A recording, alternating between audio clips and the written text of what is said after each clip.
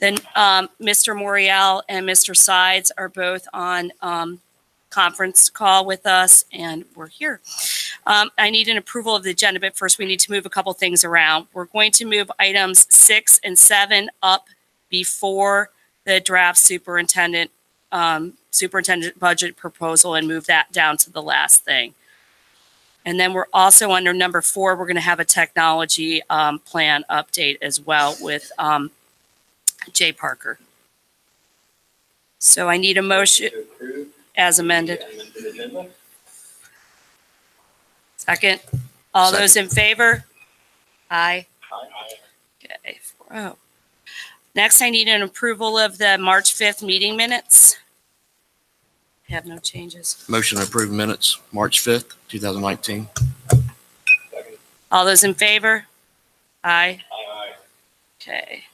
The next is the 2019-2020 Capital Improvement Plan, Mr. Strickland. Thank you. So at our last Facilities Committee meeting, we presented our final revised budget. It's broken down into numerous categories. Those categories essentially touch almost every school. The proposed plan would replace maintenance vehicles, allocates approximately $1.2 million for safety and security, $500,000 for ADA, 4.7 for building systems, 8.4 for expansions and renovations, and then other categories such as school painting for $960,000. The current budget or ask as it stands right now is for $17,288,874.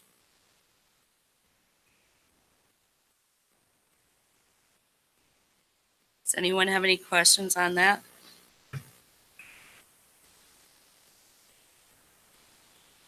So I'm hearing none. We move on to the technology request. Mr. Parker. Thank you. In the past, I met with the Board of Education Technology Committee, and we reviewed the aging devices of projection units in classrooms across the district. We have about 2,400 classrooms with aging devices, and they're approximately 10 years old. There's not a refresh plan in place right now to update these devices in the classrooms.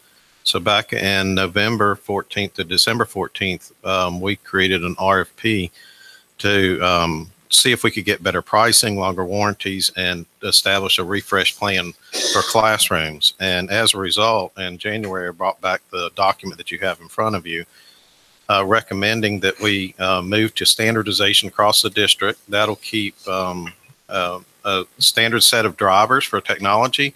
It creates a standard set of training for teachers, and it creates one standard device for support in our district. And as a result, we saved about $1,200 per smart panel board, and we included $40,000 in smart notebook software is included for free, and we get installation and removal included in the price. So as a result, our request to the Board of Education is for $1.282 million for over a 5-year plan to refresh all of our classrooms. And that will update every device across the district. And at 5 years, we'll do another analysis to see if there's any more work needed to be done there.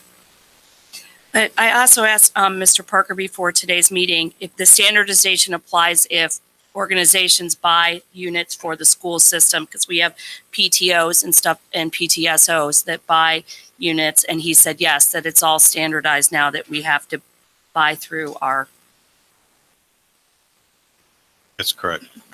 Jay, is there a market for our obsolete equipment? Yes, sir. In fact, there is. I'm glad you asked that question. When we refreshed our laptops for instructional use 2 years ago, we went out and bid out and finalized 3 vendors and brought back the return funds on it. And with our Chromebooks that were 6 years old, with student Chromebooks, we put that out for bid, brought in 3 vendors, and they bought all of our obsolete equipment, which is used for parts or used in other locations. And we garnished about $100,000 off of just the Chromebooks. I think it was $80,000 off of the old laptops. So our plan is to also seek a buyer of these devices and see if we can get some kind of replenishment for these funds back into our district for devices. Okay, so that's a 5-year plan with a total of $6.4 million over the 5 years. Yes, instead ma'am. of the 4-year That's the plan. maximum. Okay. Any other questions? Okay, moving on to budget amendments and transfers. This month, your budget amendments and transfers, there's not as many as there were in, that we caught up last month. Really, it's just some additional minimal funding for some new teacher orientation, some sub pay that we received. Periodically, we get additional funding in the technology account from interest or additional fines and forfeitures that they allocate there. So I've amended that budget accordingly, and some additional transportation funds. The transfer that you see, that is a transfer of months of employment for CTE. They get a certain number of months and that they can transfer to purchase equipment and other items. So we submit that transfer, we move those funds so that they can, I think they're paying for Naviance and a couple of other things out of those funds. So we've budgeted those according to the anticipated use. Okay. Does anybody have any questions about any of them? So I need a motion to recommend these budget amendments and transfers to the full board. So moved. Okay. I'll second. All those in favor? Aye. Aye. Okay. Next is the North Carolina Purchasing Alliance, Mr. Strickland again. Thank you. So this is exciting stuff. In 2008, there were many districts throughout the state that got together with DPI and formed a North Carolina Purchasing Alliance for food and products used in the child nutrition program. The district I came from was a charter member of this organization. So currently, out of the 115, 16 districts in the state, 103 of them are a part of this purchasing alliance. And so essentially what it does is it allows DPI to help facilitate the bidding of foods and products for its members throughout the state. The bidding process for selecting food and trash can liners and things like that is pretty involved. So the North Carolina Purchasing Alliance allows a great way to consolidate all of this. There's some cost savings projected for us for next year. We looked at our current usage. If we had been a member of the Alliance this year, and we looked at 5 categories of items that we use quite a bit of, we would have realized a savings of $80,000 to $85,000. So no harm, no foul for us. We can get out of it anytime that we want. It just simplifies the bidding process and allows us to go in with that bulk purchasing power that 103 school districts throughout the state have. It's a good program. Again, UCPS has not been a member of it. I talked to Ms. Lamar about it when I first came here and said, look at it. If you want to do it, fine. If you don't, fine. We are big enough that we do carry some weight in purchasing from our vendors, but this gives us increased opportunity to save some money and simplify our bidding process. So we're looking for approval from you all to move forward with joining the alliance. And if so, we'll be the 104th district in the state that joins. Anyone have any questions? Mark, what are the downsides? I don't know of any. And I tell you, in 2008, the district I came from, we joined it. And so back then, I think it was only 15 or 20 school districts. And so I guess a potential downside that we would overcome because of the size of our district is the suppliers try to supply the largest number of products to the largest number of districts. So if somebody's only using 20 cases of chicken wings, they may find that difficult to get. Having said that, each bid you are allowed 15 items that you can do those one-offs on. So I don't know of any. That's why there are 103 school districts in the state. It's a good deal. And the fact that we can get out of it at any time with no obligation. So Wake County was late to the game. They joined it about 3 years ago. CMS was one of the first ones in the state to start the alliance. It's no different than a big Sam's Club. Everybody goes in together, and you have a lot of purchasing power. Does it limit you in any way of what you buy? No. So they have a list of products and categories. It's a process that's really vetted. So they have food shows. The vendors have food shows. North Carolina's Department of Agriculture has food shows. We go and we look at the products, and then we request for them to be put on the bid. So a district like us, if we had something that we really wanted, our usage would dictate that we would get to purchase it. So there are minimums on certain categories, but we're big enough that we can get pretty much anything we want.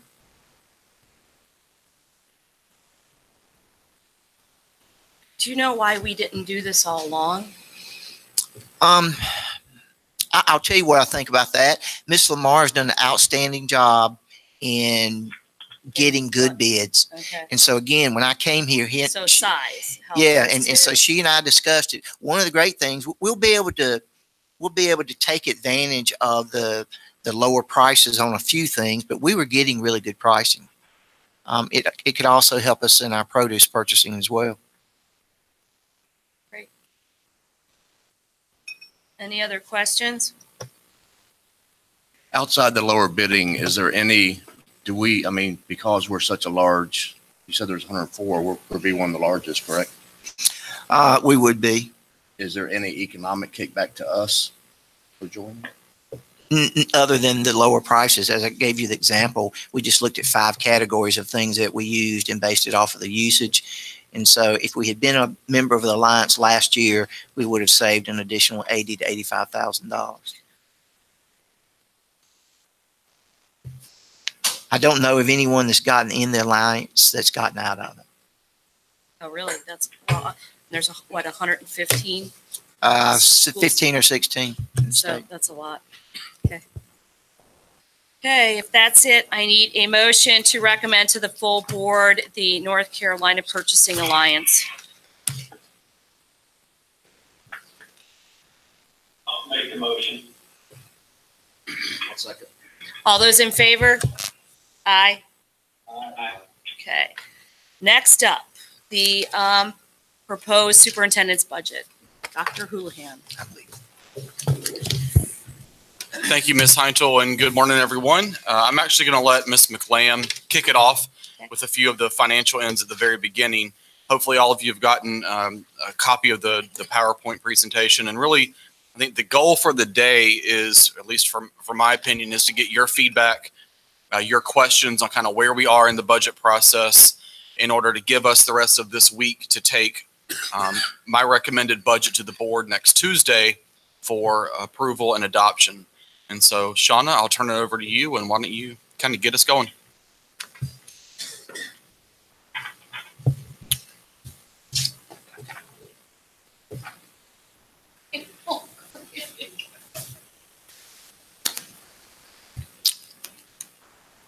You might have gone to sleep.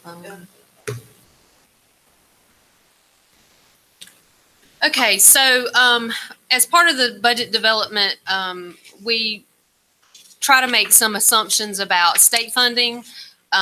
We get information from DPI about some of our rates, anticipated increases to health insurance and retirement.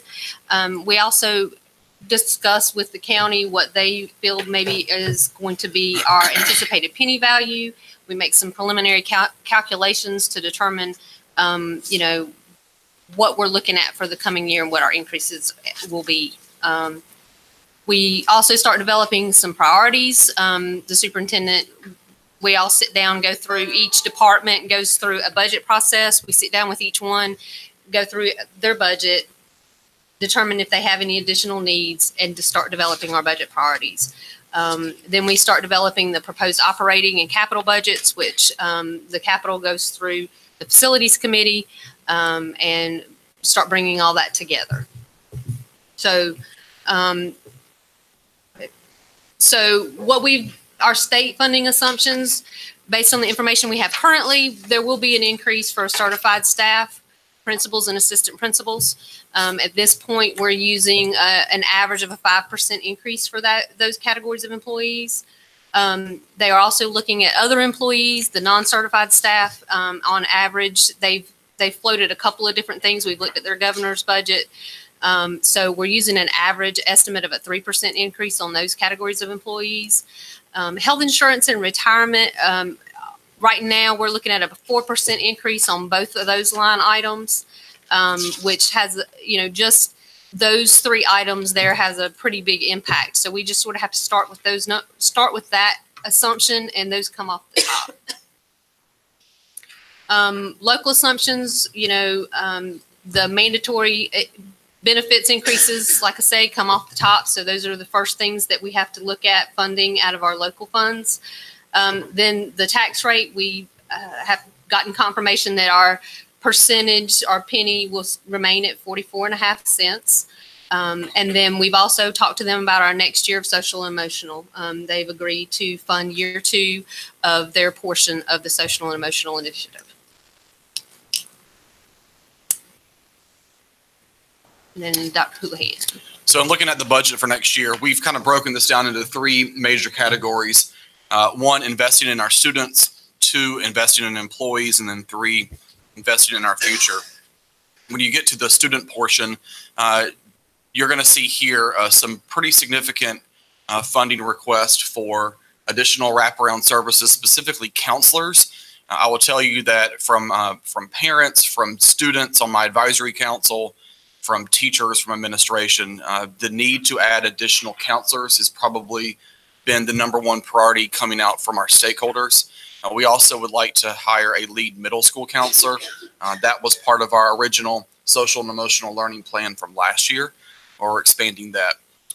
We're also asking to hire a new college and career promise counselor liaison. This would be one position that would be physically housed at SPCC. To help with our kind of monitoring and maintaining our CCP program. And then the final piece is ROTC partnership. The current ROTC program at Parkwood Middle School would like to expand to include students from Cuthbertson. And so this funding would allow for additional supplies and equipment and transportation for those students to come to Parkwood to participate. I have a quick question. With 9 high school positions, is that 1 across, except we have 10? We wouldn't have 1 at the early college, and I don't think we would have 1 at CATA. Because of the number of because students. of the numbers. So and this will help our ratios that with will, the other schools. That will, and I'll do the confirmation. That should lower our ratios to at least almost to the recommended ratio by the American Association of Counseling. That would be great if we could see that too.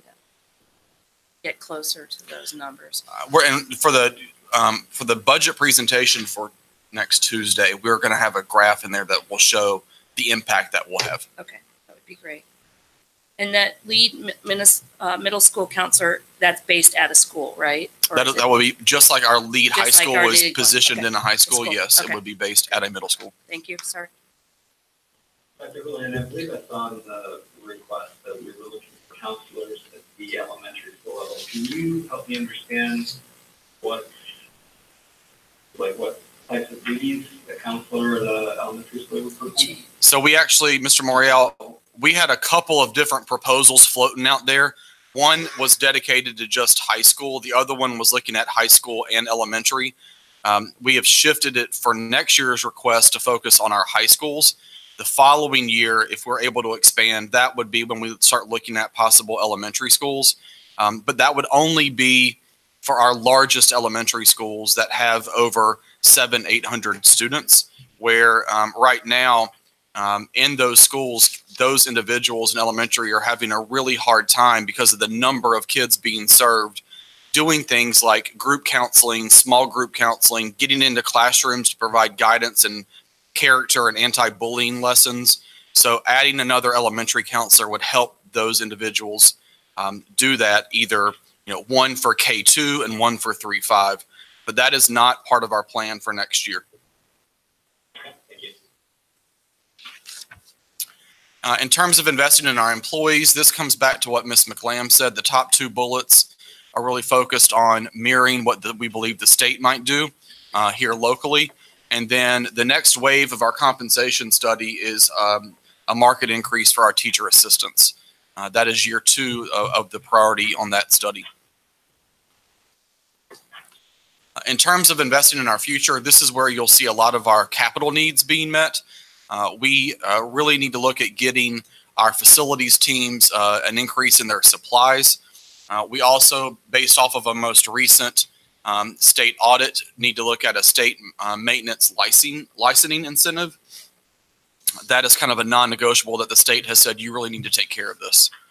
And then on the capital, I'm not going to go through all of that because that'll come up in detail in a little bit. But those are the big buckets of capital when you look at our CIP, transportation, and technology services.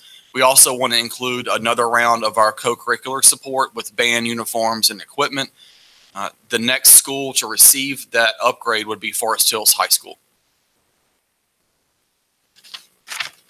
So Shauna, do you want to go through the numbers? So with conversations with Mr. Yates and Mr. Hart with Union County, I have gotten an adjusted penny value of $2,706,032. I've gotten also an estimated true-up funding that we normally use for one-time expenses and capital of $2,591,687. So when I run the calculations for our 44.5 cents, including that true-up funds, we have an anticipated projected increase of $123,010,111. So we have gone through the budget with mandatory increases to get as close to that number as possible. We've also gone through and looked at some redirects after conversations with Finance Committee. We have $200,000 we've identified that we can redirect in staff development. We've identified some software programs that could be redirected. Co-curricular services, which is the funding that we've discussed in the past that goes to the schools. We're going to restructure that back to realize $100,000 in that line. And then in central services, we've got $400,000 there. Do you have any questions about any of that before I move on? What's the co-curricular again? So if you remember when we last year moved from the discretionary funding formula to the allotment. Oh, it's that analyzing, going back to the We're going to go back to Yes. the discretionary and we're going to see a cost savings of $100,000. Gary and Joe remember that discussion from last year. The discretionary funds to the elementary, middle, and high. We're going back to the discretionary funding instead of the per pupil funding that was last year only.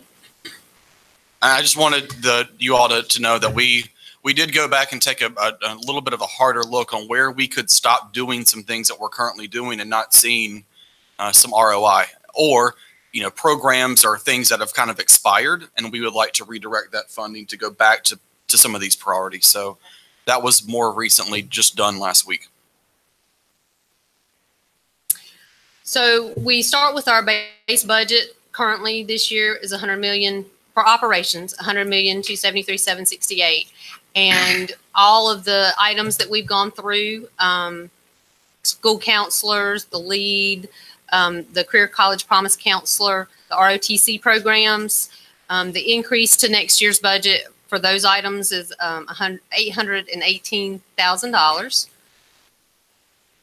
If you move on, the investing in employees, all the benefits increases plus the compensation study is approximately $2.2 million. There's 1.6 of that is the mandatory increases. So those are sort of, they have to be included. Like I said before, they come off the top. Then with the facilities and the licensing initiative, that's an additional $457,000 to bring us to $102,942,093, an increase of $2.6 million to our operating budget. Then when you come to capital, the CIP plan, as Mark mentioned earlier, was $17,228,874.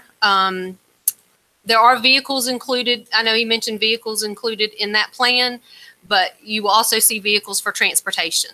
They have a aging fleet as well, and they do have some needs there, plus the next round of bus cameras. We have our lease payments that are one of those also mandatory things that come off the top for our laptop leases for our student devices and our admin devices. And then the year 1 of 5 for the projection refresh that Jay went over earlier of $1.2 million. And then the band uniforms of $50,000. We need to include that band uniform line every year to continue that funding as we move forward. So the total for next year is $21,193,945. So then when we put all that together in a summary, kind of try to put this in perspective, based on our appropriations in the current year, we had $118 million. We're asking to increase $5.9 million. The $123 million that we are anticipating, again, I've not been given a specific number from the county. I have to run my own calculations. So based on the projections they gave me was the $123 million. So we're still off by $1,125,927. So we'd have to make additional adjustments to bring it to zero. I would suggest maybe because I'm using projected numbers, I don't know what your feelings are about getting to zero, but I think at the end of the day, we need to get to zero, so that we don't put in a budget over what they think it's going to be. But I think we have to have a couple more conversations with the county on some items first. And at the facilities, we can take a look at our CIP and see what we can do to help out, take some of that money and shift it to next year. So, but I think we have to continue to have some conversations about what we're doing. Okay. I think this is a good start. Are there any questions about any of this stuff that any of the numbers? I know I kind of just sort of went through it, quickly, but. Could I get a clarification on the capital budget facilities item? The difference between types of projects for number 2, building systems versus 3, expansion renovations. It's chillers and HVAC versus renovating buildings. And then in number 4, that includes the vehicles, furniture and equipment. This is a great start. Looks good.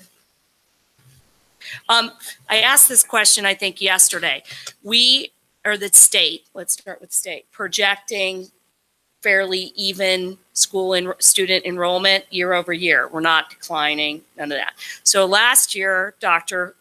McKibben had estimated that we would go down about 450 students. That did not happen last year.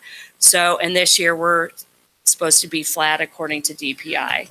So we're not projecting a loss of students. That's my understanding. And a decline. There's a word. We're not expecting a decline. And when you look at charter enrollment, last year we projected a new charter school opening that actually never did. Right.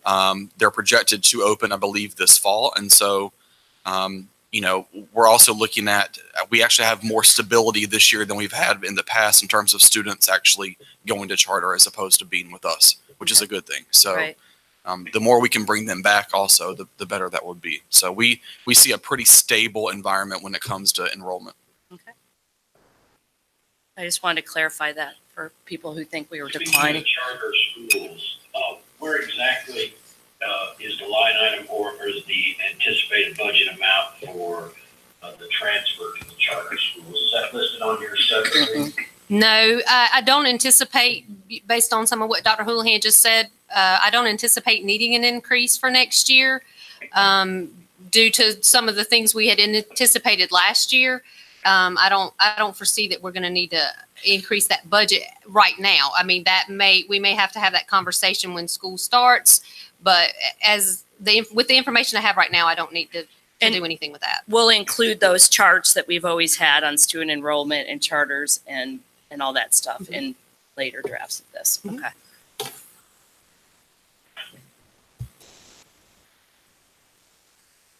That's it. So that's kind of where we are as of a week to go before we turn this over to the board. And Okay. I just want to thank the members of the Finance Committee for your help and advice and guidance through this process, and also to Shauna and her team and to our cabinet staff for a job well done and at least getting to this point. So thank you. We appreciate you taking another look at the individual budgets and coming up with some redirections that helped out on this year's budget.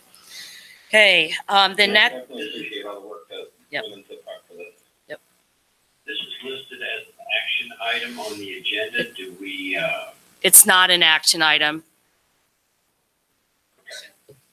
We listed it that way. I wasn't sure. I confirmed with Michelle yesterday that it's really just a submission by the superintendent, and it just moves on to the full board. And then next week at our board meeting, Drew will present his superintendent's budget. And at that point, it becomes our budget and we go from there.